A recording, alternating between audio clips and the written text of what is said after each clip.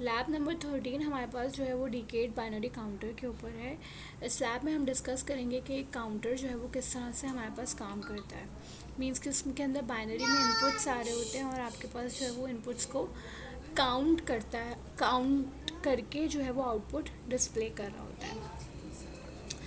तो हमारे पास जो है वो डिकेड काउंटर एक्चुअली एक डिजिटल काउंटर होता है जो 10 डिजिट्स तक काउंट कर सकता है और हर न्यू क्लॉक पे जो है वो रीसेट होता है। ठीक है, इसके आउटपुट जो है वो 10 यूनिक कॉम्बिनेशंस के ऊपर होते हैं, इसीलिए इसको डिकेड काउंटर कहा जाता है। यानी कि 0 से 9 तक लेके आपके पास जो है वो काउंटिंग करते हैं और 10 पे जाके आपके पास जो है वो रीसेट हो जाता है।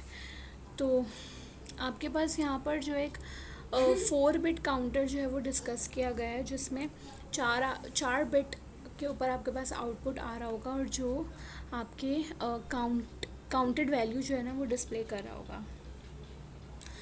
डिफरेंट आईसीज भी अवेलेबल होती हैं और गेट्स के थ्रू भी जो है वो इसको कंस्ट्रक्ट किया जाता है। हमारे पास जो है वो 74LS90 आईसी है जो कि डिकेड काउंटर के तौर पे काम करती है और इसको एसिंक्रोनस डिकेड काउंटर भी कहते हैं। यहाँ पर हमारे पास जो है वो काउंटर डिस्कस किया गया है, आईसी के थ्रू भी किया गया है और जेके फ्लिप फ्लॉप के थ्रू भी किया गया है। तो इसका इंटरनली अगर आपको एक्सप्लेन किया जाए कि काउंटर वर्क कैसे करता है, तो यहाँ पर आपको जो है वो 4 जेके फ्लिप फ्लॉप नज़र आ रहे हैं।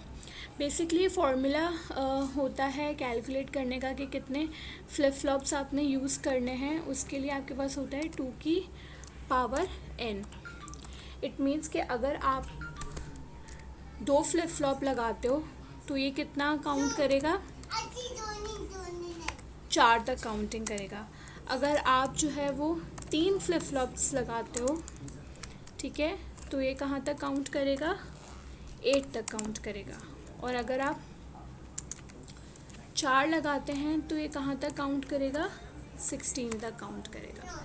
ठीक है, तो हमारे पास जो है वो ये नंबर ऑफ़ फ्लिप फ्लॉप्स होते हैं अगर हमें जो है वो काउंटिंग करनी है। मगर हमें जो है वो 10 तक यानी डिकेड काउंटर डिज़ाइन करना है तो हम इसके लिए 4 फ्लिप फ्लॉप्स यूज़ करेंगे।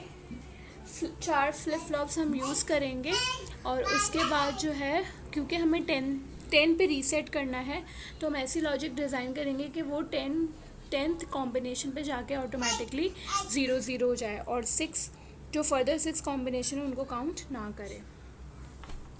तो अगर आप इस जेके फ्लिप फ्लॉप को देखें तो यहाँ पे जेके फ्लिप फ्लॉप पे हमें बताया कि जे और के 2 आपके पास जो है वो इनपुट्स होते हैं। ठीक है, और आपके पास एक क्लॉक की पिन होती है, ठीक है, और एक आउटपुट होता है क्यू। यहाँ पे क्यू की जगह एक्स यूज़ किया तो इससे कोई फ़र्क नहीं पड़ता और क्यू बार आपके पास मौजूद है। तो होता क्या है कि इस जेके को as toggle flip flop use किया जाता है, यानी कि जे और के को आपस में शॉर्ट कर दिया जाता है और टॉगल की तरह से ये जो है वो काम करता है। इट मीन्स कि जब जे और के जो हैं वो शॉर्ट हैं आपस में, उस पर 1 आ रहा है, तो जब भी इसको पल्स मिलेगी तो वो क्या कर देगा, अपनी आउटपुट की जो भी स्टेट होगी उसको टॉगल कर देगा। अगर 1 है तो 0 कर देगा, 0 है तो वो 1 कर देगा। ठीक है, तो इनिशियली हम कंसिडर करते हैं कि हमारे पास क्लॉक क्या है, 0 है। जब क्लॉक 0 है तो ये Q x0, x1, x2, x3 तीनों क्या होंगे, इनिशियली 0 होंगे। जैसे आप यहाँ पर देख सकते हो कि अगर क्लॉक 0 है तो सारे आउटपुट्स आपके पास 0 आ रहे हैं। अब होगा क्या कि it's a negative edge triggered clock. तो जब भी 1 से 0 की ट्रांजिशन आएगी तो ये आउटपुट जो है इस फ्लिप फ्लॉप का वो टॉगल करेगा। अगर 1 से 0 की ट्रांजिशन आएगी तो ये टॉगल नहीं करेगा, यानी कि अगर ये पल्स आ रही है तो ये टॉगल नहीं करेगा, लेकिन अगर ये पल्स आ रही है तो ये टॉगल करेगा। पल्स के नेगेटिव एज पे, जो हमने लैब नंबर 12 में भी डिस्कस किया था कि पॉजिटिव एज नेगेटिव एज क्या होता है, उसकी बेसिस पर जो है ये टॉगल करेगा। तो अब क्या होगा कि जब आपने क्लॉक को 1 किया, अब मैं इस वाले कॉम्बिनेशन की बात कर रही हूँ, जब आपने क्लॉक को 1 करा यहाँ पर, ठीक है, तो अब आपके पास क्या होगा, क्लॉक जैसे ही हाई हुई, ठीक है, तो आपके पास ये नेगेटिव एज ट्रिगर्ड आया तो ये क्या करेगा कि 0 से 1 यानी कि इसकी स्टेट को टॉगल कर देगा। इनिशियली 0 थी तो अब 0 से क्या कर देगा, इसको 1 में चेंज कर देगा। मगर अब क्योंकि ये वाला फ्लिप फ्लॉप कब ट्रिगर होगा, जब 1 से 0 की ट्रांजिशन आएगी, और अभी हमारे पास क्या ट्रांजिशन आ रही है, 0 से 1 की आ रही है। तो इसका मतलब क्या है कि ये क्लॉक अभी भी इनेबल नहीं हुई, ये जे के फ्लिप फ्लॉप अभी भी इनेबल नहीं हुआ, इसका आउटपुट स्टिल 0 रहेगा। ठीक है, जब इसका आउटपुट 0 रहेगा इट मीन्स कि ये क्लॉक भी इनेबल नहीं हुई, इसका आउटपुट भी 0 रहेगा। इसका मतलब ये क्लॉक भी इनेबल नहीं हुई और इसका आउटपुट भी 0 रहेगा। तो इस वजह से सिर्फ एक्स नॉट हाई होगा, बाकी तीनों 0 0 रहेंगे। तो इट मीन्स कि जब पहली पल्स आई तो इसको क्या मिला, 1 मिला। ठीक है, इसने 0 से 1 काउंट कर लिया। अब दूसरी पल्स आई, अब जब दूसरी पल्स आएगी तो जो भी इसकी स्टेट होगी वो टॉगल हो जाएगी। अब इसकी स्टेट इनिशियली क्या है, 1, तो ये 1 से किस में चेंज हो जाएगा, 0 में चेंज हो जाएगा। अब ये जब 1 से 0 में चेंज होगा तो क्या होगा, ये वाला फ्लिप फ्लॉप ट्रिगर्ड हो जाएगा। ये फ्लिप फ्लॉप ट्रिगर होने से इसकी स्टेट क्या हो जाएगी, 0 से 1 हो जाएगी। ठीक है, ये अपनी स्टेट चेंज कर लेगा। इनिशियली जो इसकी स्टेट थी ये 0 से 1 हो जाएगा आपके पास। 0 से 1 हुआ, बट क्योंकि ये नेगेटिव एज ट्रिगर्ड है तो ये क्लॉक इनेबल नहीं होगी, क्योंकि ये इसको इनेबल होने के लिए ट्रांजिशन क्या चाहिए, 1 से 0 वाली चाहिए। तो आपके पास ये आउटपुट स्टिल 0 रहेगा, ये आउटपुट स्टिल 0 रहेगा। तो आपके पास ये क्लॉक, ये फ्लिप फ्लॉप इनेबल नहीं होगा और ये वाला भी 0 रहेगा। तो इस वजह से सिर्फ x1 हाई हुआ और बाकी सारे 0 हुए। तो अब सेकंड पल्स आने पे इसने क्या काउंट कर लिया कि 2 हो गई ये वैल्यू। सही है। इसी तरह अब क्या होगा कि जब थर्ड पल्स आएगी तो थर्ड पल्स में भी इसी तरह से काम करेगा। जब इसको थर्ड पल्स मिलेगी तो अब इसकी 0 स्टेट है, तो ये 0 से किस में चेंज हो जाएगा, 1 में चेंज हो जाएगा। ठीक है, अब ये 0 से 1 में चेंज हुआ तो आपके पास यहाँ पर क्या आएगा, 0 से 1 की ट्रांजिशन आई है। ठीक है, तो ये प्रीवियस वाली स्टेट को होल्ड करेगा, यानी कि ये 1 ही रहेगा अभी जो इसकी करंट स्टेट है। ठीक है, अब इसने प्रीवियस वाली स्टेट को होल्ड करा तो आपके पास ये भी इनेबल नहीं होगा और ये भी इनेबल नहीं होगा। ठीक है, तो इस वजह से 1 1 आ गए और यहाँ पे 0 0 आ गया, तो अब इसने 3 काउंट कर लिया।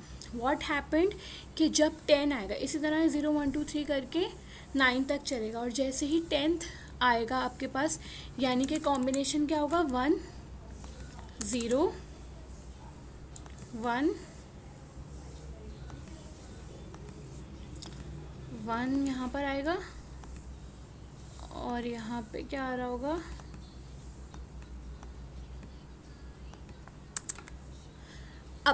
अब ये क्या वैल्यू है, डिजिटल वैल्यू, बाइनरी वैल्यू में डिजिटल क्या है, ये 10 है। तो अब आप देख सकते हो कि एक नैंड गेट लगा हुआ है। ठीक है, वो नैंड गेट जो है उसके 2 इनपुट्स हैं, एक इस आउटपुट से जा रहा है आपके पास और एक इस आउटपुट से जा रहा है। तो अब आप देख सकते हैं कि यहाँ पर भी 1 आ गया है। ठीक है, 0 आ गया, सॉरी यहाँ पे, और यहाँ पर आपके पास क्या आ रहा है, 0 आ रहा है। 0 0 पे ये कॉम्बिनेशन क्या होगा, 1 होगा। ठीक है, 0 0 पे एंड जो है वो 1 होता है और नैंड जो है वो 0 होगा, वो सॉरी 0 0 पे एंड जो है वो 0 होता है और नैंड जो है वो 1 होगा आपके पास।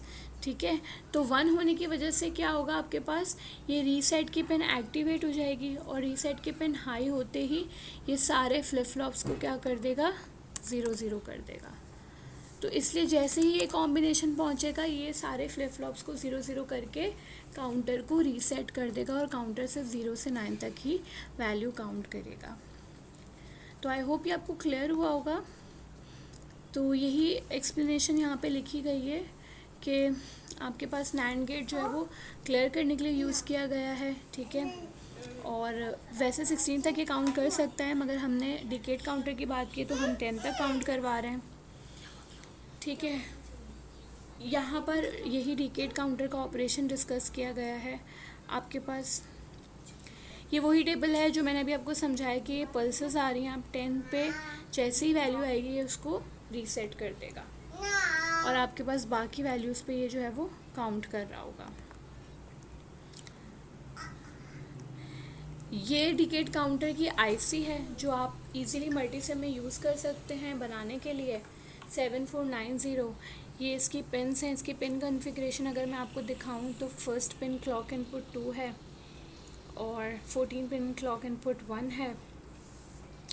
आउटपुट्स हैं आपके पास 4, 12 पिन 11 पिन पे, 8 और 9 पे ग्राउंड वीसीसी है, रीसेट की 2 पिन्स हैं और सप्लाई वोल्टेज यानी कि जहाँ पे पावर अप करना है वो पिन आपके पास जो है वो मौजूद है। अब इस सर्किट को देखें, ये एक 4 बिट काउंटर डिज़ाइन किया गया है। यहाँ पे 7490 डिकेट काउंटर है जो बेसिकली यहाँ पे काउंटर 0000001010 ये डिजिट्स जो है वो डिस्प्ले कर रही होगी। 7447 हमने इससे पहले भी लैब में पढ़ी है, लैब नंबर 11 के अंदर। ये आपके पास डिकोडर है जो क्या करेगी, इनपुट्स लेके उसको डिकोड कर देगी फॉर 7 सेगमेंट। तो ये क्या करेगी, आपके पास ये चारों इनपुट्स जो आ रहे होंगे इनके रिस्पेक्टिवली आउटपुट्स पे सिग्नल भेजेगी। फॉर एग्जांपल अगर यहाँ पे 000 आ रहा है तो ये क्या करेगी, A B C D E F को हाई कर देगी। तो A B C D E F pins high हो जाएंगी, बाकी सब लो हो जाएंगी। ठीक है। LT और रिपल को यहाँ पे जो है वो पॉजिटिव से कनेक्ट किया गया है क्योंकि बार वाली होती हैं, तो पॉजिटिव से कनेक्ट करके इनको डिसेबल कर दिया गया है। क्लॉक की पिन्स पे स्विच दिया गया है, स्विच के थ्रू आप जो है वो उसे क्लॉक दे रहे हैं। ठीक है। और ग्राउंड की पिन्स को ग्राउंड किया गया है। तो एक सिंपल सा सर्किट है जो 0 से लेके 9 तक आपके पास काउंट करके 10 पे से रीसेट कर रहा होगा। बहुत सारे एडवांटेज हैं इसमें। क्लॉक जनरेशन जो है, clock division, integration, oscillator, low power CMOS, serial compatible input और इन फ्रीक्वेंसी काउंटिंग सर्किट्स में इसको यूज़ किया जाता है। ठीक है। डिफरेंट जगह पे इसकी एडवांटेज और एप्लीकेशंस मिलती हैं। ये रेफरेंस है जहाँ से मैंने कंटेंट यूज़ किया है। आई होप आपको समझ आया होगा। So that's all for lab number 13। Thank you.